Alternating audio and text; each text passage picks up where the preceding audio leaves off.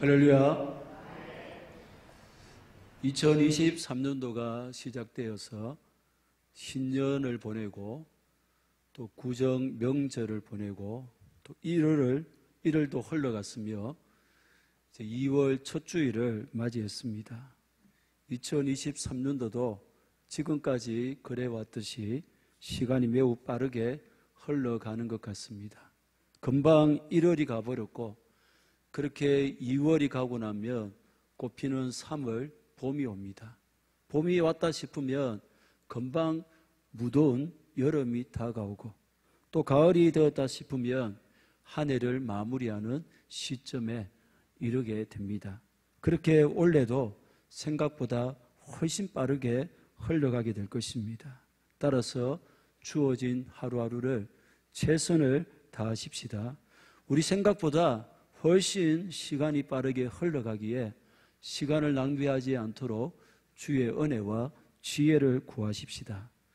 누구에게나 주어지는 똑같은 시간이지만 주께서 주시는 지혜로 누구보다 특별한 시간으로 이 한 해 최선으로 살아가게 되기를 진심으로 축복합니다. 극심한 가뭄을 피해 이집트로 내려간 아브라함이 어떻게 됩니까? 아내의 사라를 누이라고 속였으며 너무나 아름다운 사례였기에 이집트의 바로 왕이 자기의 아내로 삼으려고 합니다. 그리고 아브라함에게 많은 결혼 지참금도 지급했습니다. 그래서 아내로 삼는 데에 별다른 문제가 없어 보입니다.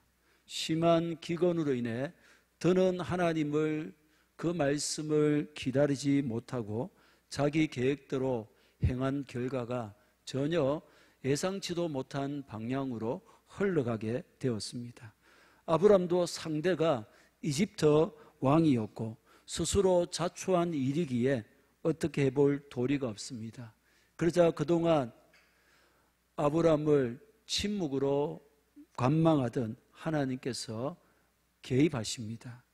사레가 바로의 아내가 되면 아브람과 사레를 큰 민족 되게 하시려는 그 하나님의 언약은 실패하게 되고 하나님의 계획도 무너지게 되기 때문입니다.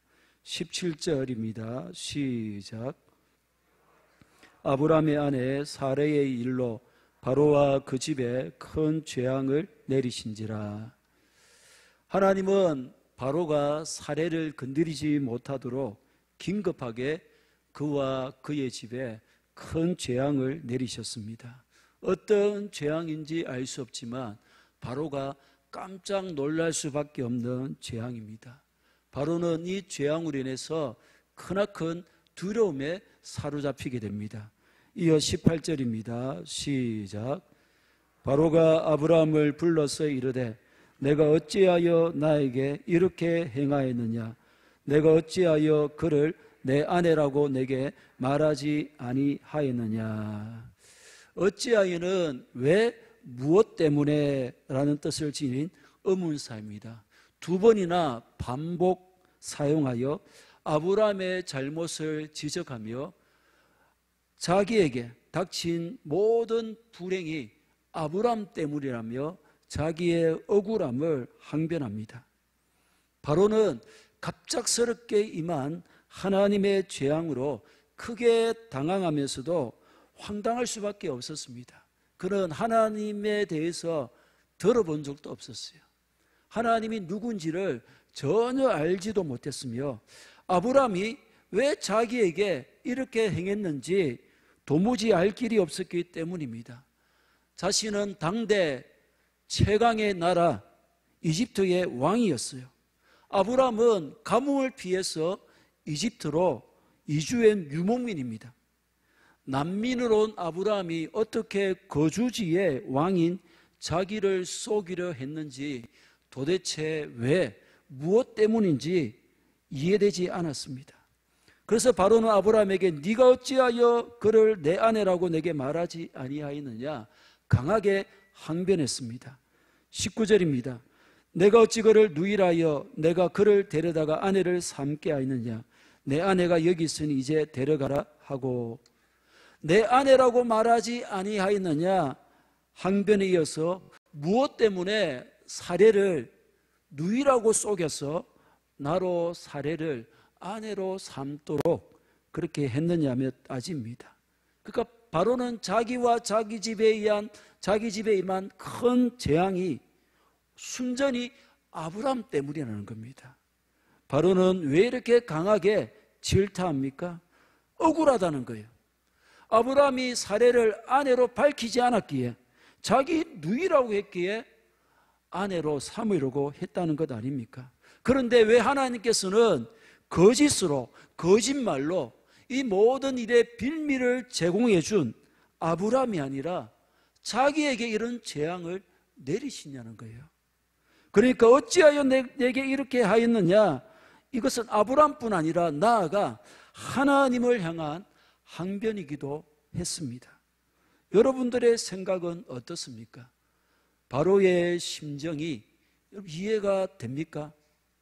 자, 바로가 억울해 보이지 않습니까? 바로가 억울해 보인다는 것은 하나님이 불공평하게 행했었다는 의미가 되기도 합니다. 어떻게 보면 바로는 모진 놈 혹은 죄지은 놈 곁에 있다가 벼락 맞는다, 이 말처럼 되어버린 겁니다. 그러면 왜 하나님은 잘못한 아브람이 아닌 별다른 잘못이 없는 바로에게 큰 재앙을 허락하신 것입니까? 무엇 때문에 하나님은 바로의 손이 아니라 아브람의 손을 잡으시고 아브람의 손을 들어주신 것입니까? 이유는 단순합니다. 아브람이 하나님의 자녀이기 때문입니다. 바로는 비록 최강대국 이집트의 왕이지만 하나님의 자녀가 아니었어요. 여러분, 진퇴양난에 빠진 내 아들, 내 딸을 부모가 돕는데 거기에 무슨 설명이 필요하며 이유가 필요하겠습니까? 여호와 하나님이 아브라함을 복 주시기 위해서 친히 부르셨고 놀라운 복을 약속하셨습니다. 하나님은 아브라함을 부르실 때에 그의 연약함과 그의 한계도 다 알고 계셨습니다. 모든 것을 아시고 부르신 하나님이시기에 그의 부족함에도 불구하고 그를 책임져 주시는 것은 당연합니다. 그런 면에서 이 사건을 통해 우리는 큰 힘과 용기를 얻게 됩니다.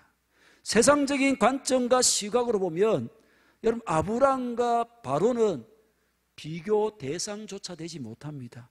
당시 이집트는 지금의 미국처럼 세계 최강대국의 위치에 있었습니다.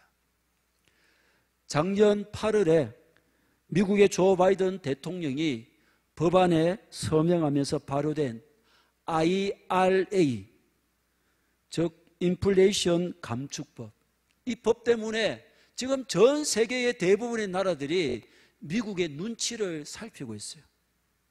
인플레이션 감축법을 통해서 미국의 경쟁 상대인 중국을 완전히 배제시키고 미국의 이익을 극대화하려고 하기 때문입니다.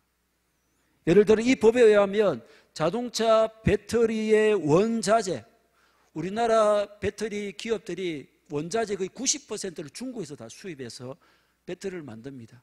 그런데 그 원자재를 중국산을 쓰면 그 배터리에 그 지급되는 보조금을 더 이상 지급하지 않는다는 거예요. 전기 자동차를 북미에서 조립하지 않으면 전기차의 보조금 지급을 중단한다는 거예요. 그러니까 미국에 공장을 세워가지고 여기에서 자동차를 조립하라는 겁니다. 반도체 장비 업체들도 더 이상 중국에 첨단 반도체 장비를 수출할 수 없게 되었습니다. 반도체의 원천적인 지적인 재산을 미국이 다 소유하고 있습니다. 그렇기 때문에 요구할 수 있는 것입니다.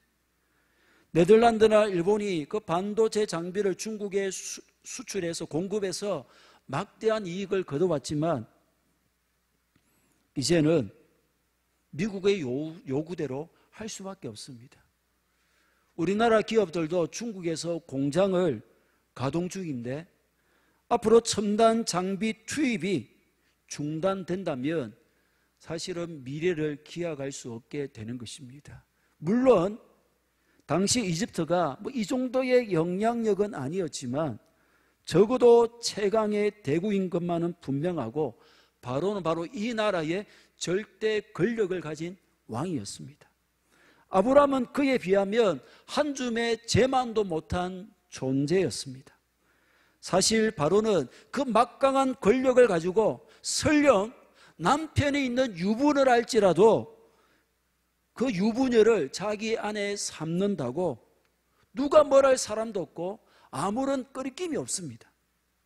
그런데 우리 하나님의 눈에는 이런 대단한 바로보다 정말로 먼지 같은 아브라함이 더 귀하게 보입니다. 하나님의 눈에는 아브라함이 더 대단하고 더 크고 소중하게 비친 거예요. 그분은 자녀된 우리를 위하는 길이라면, 우리를 살리는 길이라면 자기의 하나뿐인 독생자도 아낌없이 보내시고 독생자의 생명조차 우리를 위해서 희생하셨습니다. 그런 하나님의 시선에는 아브라함밖에 없습니다. 저에게 소중한 추억으로 남아있지만 제 자녀들이 어릴 때에 유치원이나 또 학교에 다닐 때에 또 교회에서 또 문화센터를 통해서 발표회를 가집니다. 가끔씩 참관하러 가면 참 대단한 것은 굉장히 많은 아이들이 무대나 운동장에서도 제 아이를 정확하게 신속하게 찾아낸다는 거예요. 그리고 저희 눈에는 누구보다 잘해 보이고 예뻐 보이고 잘생겨 보입니다. 눈에 콩깍지가 씌어서 팔불출 같지만 어쩔 수가 없습니다. 저만 그런 것이 아니라 자녀를 가진 모든 부모 역시 마찬가지일 겁니다. 우리 하나님 아버지도 동일합니다.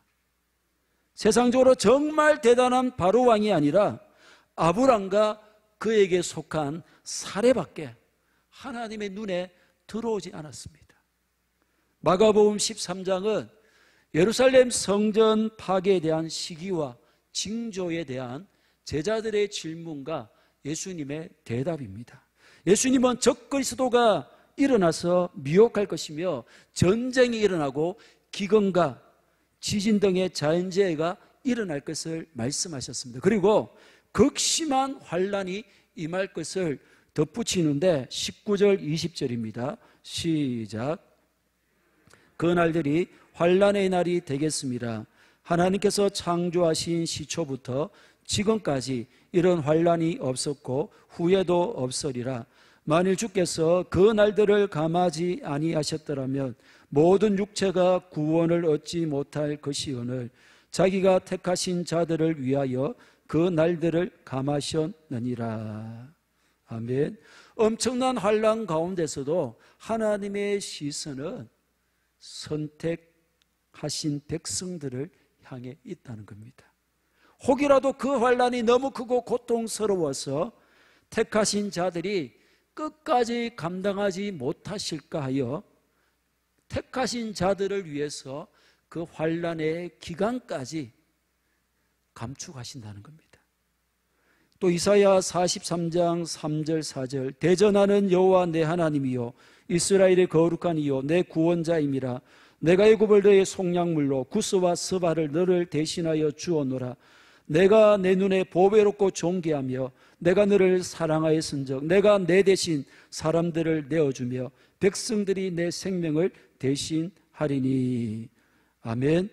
1절 2절에 창조주 하나님이 이스라엘을 지명했고 구속했으니 두려워하지 말라는 겁니다. 물 가운데로 지나도 불 가운데로 지나도 침몰하지도 않고 타지도 않게 해주겠다는 겁니다.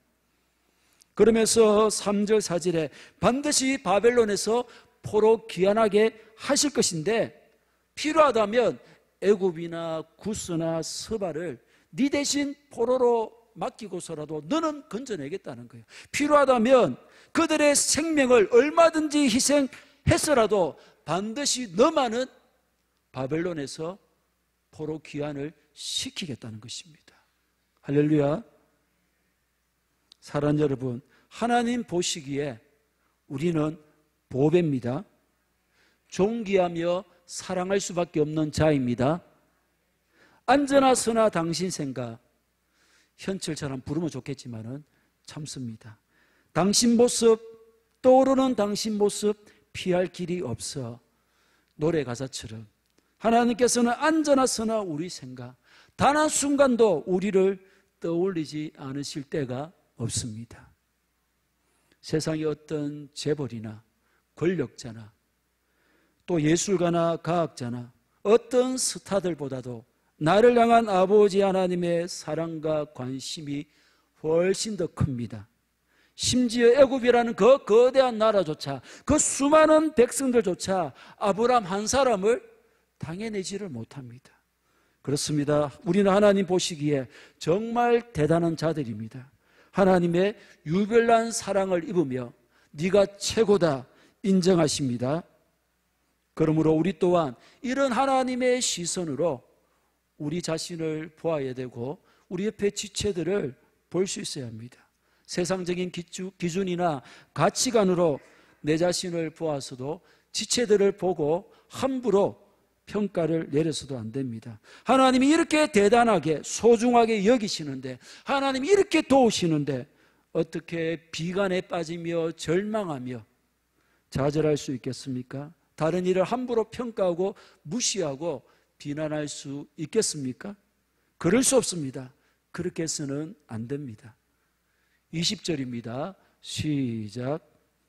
바로가 사람들에게 그의 일을 명하며 그들이 그와 함께 그의 아내와 그의 모든 소유를 보내었더라. 바로가 아브라함에 관하여 그의 많은 백성들에게 명령을 내렸어요.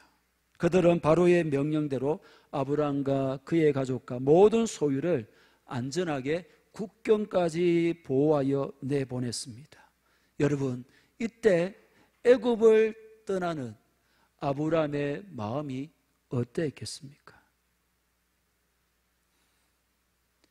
바로가 아내를 삼으려고 할 때만 해도 아브라함은 깊은 절망에 빠졌을 겁니다. 아내를 빼앗기는 것 외에는 다른 수가 없어 보였기 때문입니다.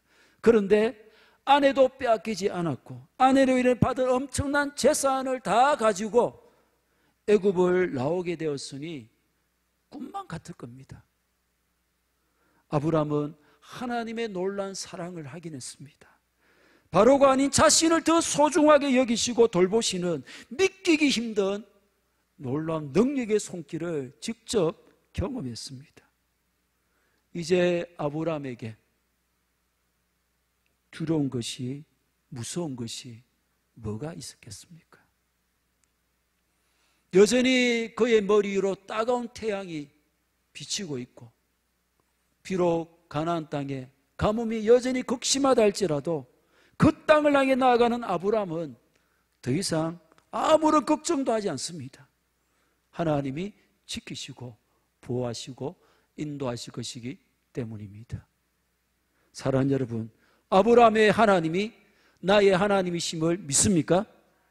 그렇다면 이 땅에 기근이 심하든 코로나나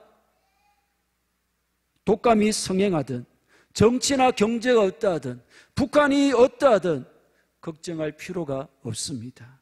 하나님이 지키시고 보호할 것이기 때문입니다. 시편 23편 4절에서 다윗은 확신에 찬 고백과 찬양을 합니다. 같이 해볼까요? 시작.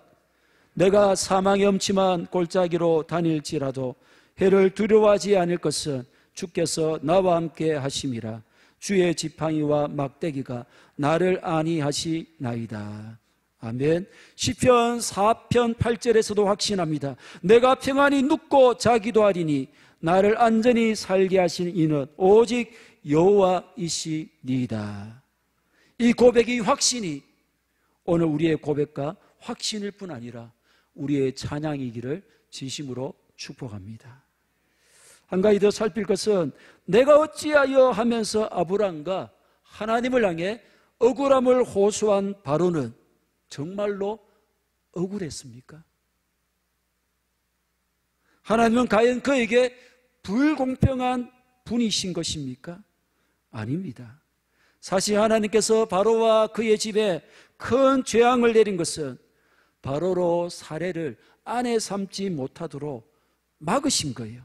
사례를 아내로 삼는 진짜 큰 죄를 지어서 진멸하지 않도록 하나님께서 겁을 준 겁니다.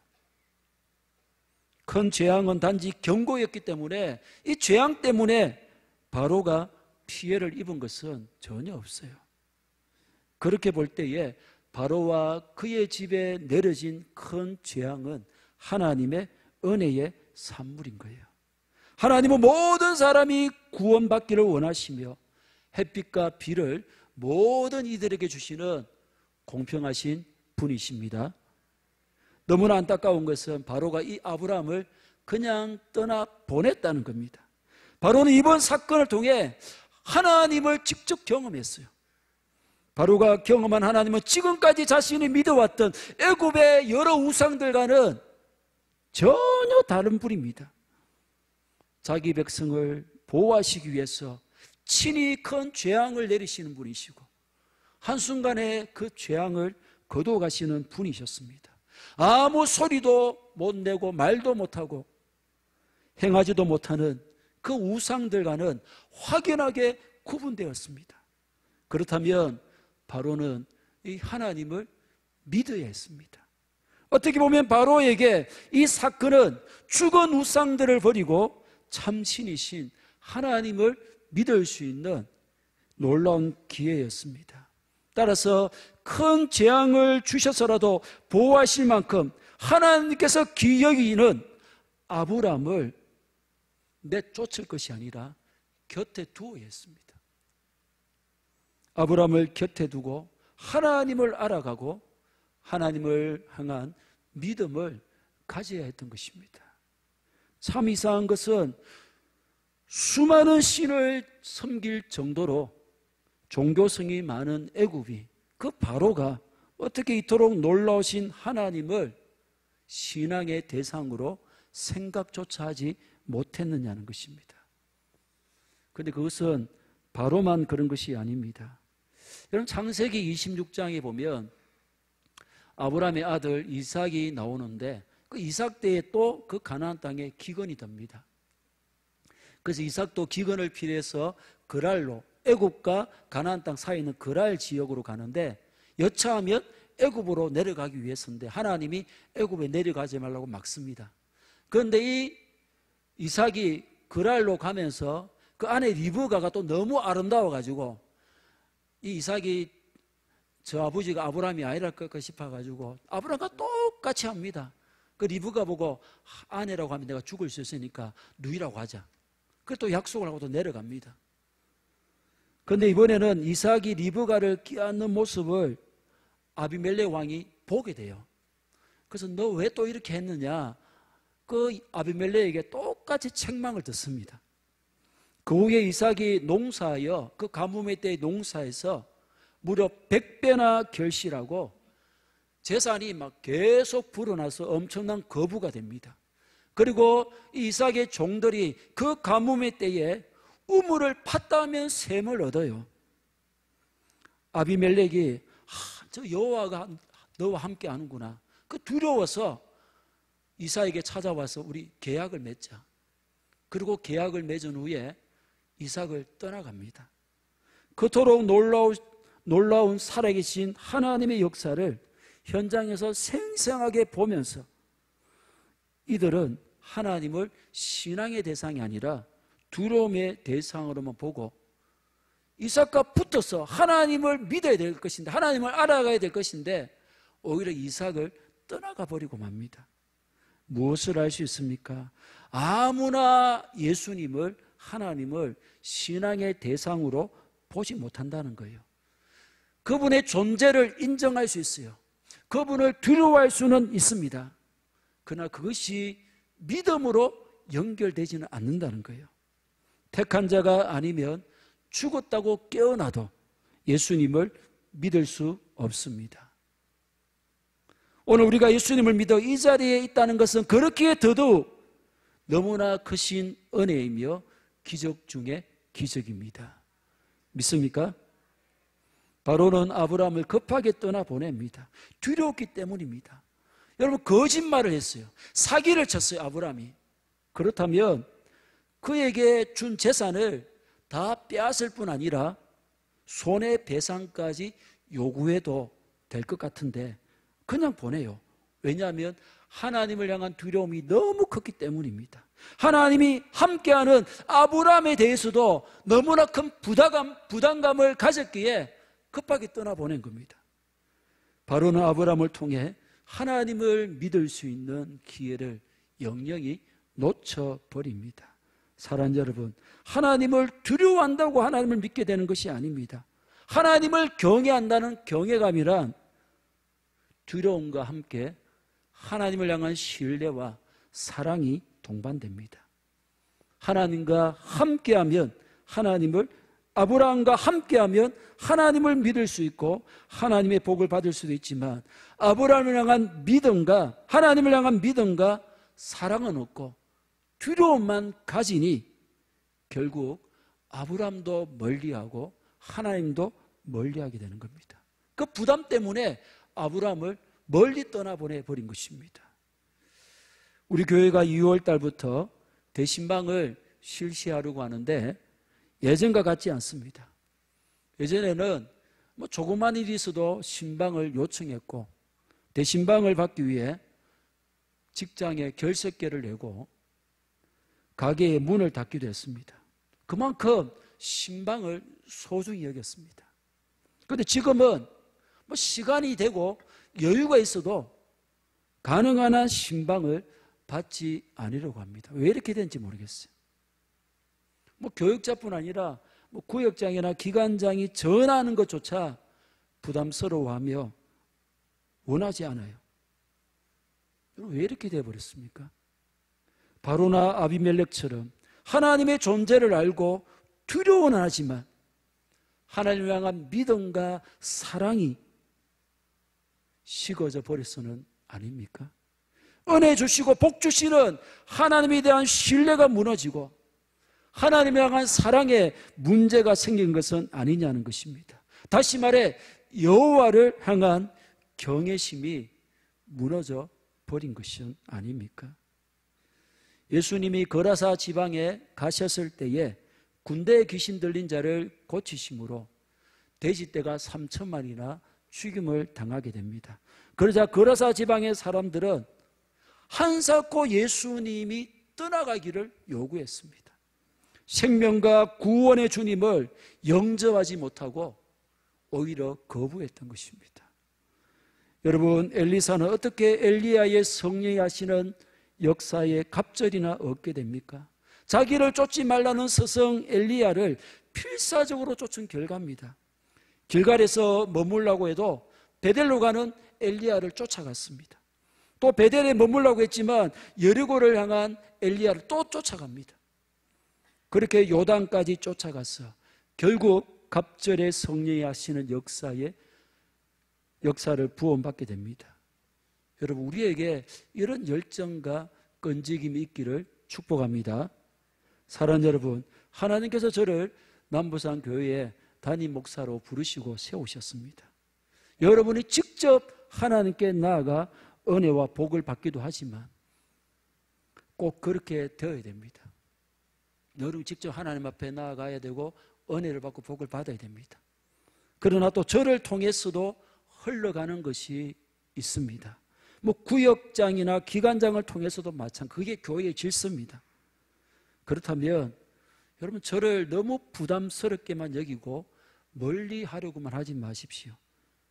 저를 통해 하나님의 말씀이 주어지고 은혜가 흘러오고 축복이 흘러온다면 다가와야 하며 신방도 원해야 하지 않겠습니까? 저는 여러분이 어떻게 살아가며 가정 형편이 어떠한지 기도의 제목만을 삼을 뿐이지 소문내지 않습니다. 대접에 신경 쓸 필요도 없습니다. 제가 예전 교회에서 98평 아파트에 신방을 가기도 하고 계단 밑에 지하에 정말 사람이 한 명 누울 수 있는 그 방 한 칸이 있는 그 가정에도 신방을 갔는데 저의 기억에 남는 것은 또 제가 정말 간절하게 신방한 것은 98평 아파트가 아니라 그 한 평 남짓 지하에 그 쓸쓸하게 누워 계신 그 어르신, 그 비좁아가지고 교육자들이 진짜 폭에 앉을 정도로 거기서 신방받은 그 기억이 훨씬 더 선명합니다. 지금도 훨씬 저에게 강하게 남아있어요.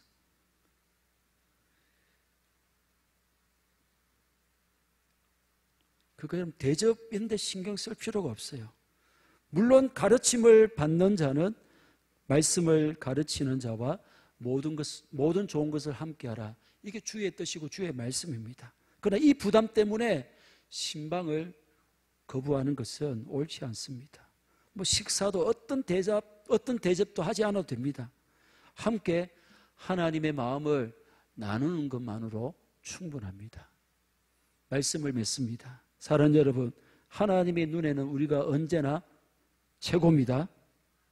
우리의 연약함과 부족함도 다 아실 뿐 아니라 그럼에도 불구하고 우리를 지키시고 인도하시고 책임져 주십니다.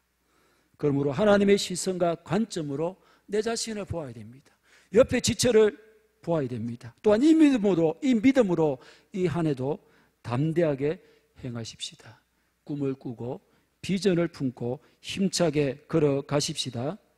하나님, 우리가 두려워하며 멀리하기를 원하시지 않습니다. 참된 경외심은 두려움과 함께 믿음과 사랑이 포함됩니다. 하나님을 멀리하려는 것은 이 믿음, 이 신뢰와 사랑이 깨어졌다는 것입니다. 믿음과 사랑을 가진 자는 하나님을 두려워하면서도 가까이 하려고 합니다. 필사적으로 하나님을 붙들려고 합니다. 또 하나님이 세우신 자도 동일하게 대우합니다. 할 수 있었다면 더 가까이 하며 자주 신방도 받으십시오. 바로처럼 내가 어찌하여 하면서 하나님을 향하여 다른 일을 향하여 원망하거나 불평할 필요가 없습니다. 주어진 기회를 붙드시면 됩니다. 하나님을 가까이 함이 내게 복이라. 이 말씀처럼 하나님을 더 가까이 하기 위한 열정이, 은혜의 사람, 은혜의 기회를 놓치지 않으려는 뜨거움이 우리 안에 충만하기를 주님의 이름으로 간절히 축복합니다. 축복합니다.